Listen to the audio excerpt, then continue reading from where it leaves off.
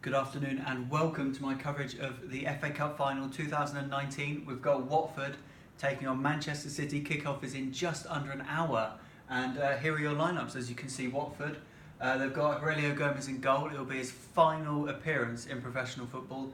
He's retiring at the end of this season, so a good way for him to go out if Watford win the cup. They've got Femenia, Mariappa, Cathcart and Holebas at the back. And then the midfield is where it gets interesting. You've got Will Hughes out on the right, and the dynamic duo of Doucouré and Etienne Capoue in the middle. They've been really consistent for Watford this season, and they're really going to have to get a hold of that midfield if Watford are going to get anything out of this game. The dangerous Roberto Pereira on the left-hand side, so watch out for him jinking inside and trying to get shots off.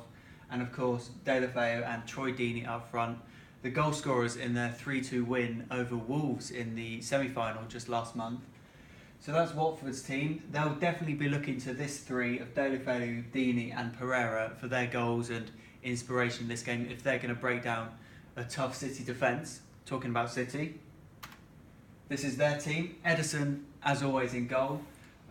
Quite a predictable back four. Zinchenko at left back over Delph and Mendy still injured.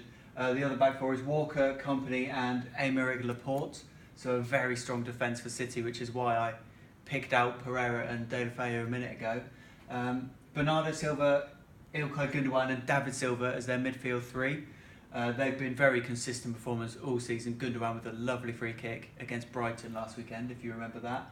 And the front three is where it gets interesting. De Bruyne is on the bench, Sane's on the bench, and so is Sergio Aguero. Gabriel Jesus starts up front. Scored the winner in the semi-final, remember, so he's got pedigree in this competition. He's flanked by Riyad Mahrez and Raheem Sterling, who are surely going to be dangerous for that Watford back four. So kickoff's in just over 3/4 of an hour. Join me on my live blog on 24 Live Blog.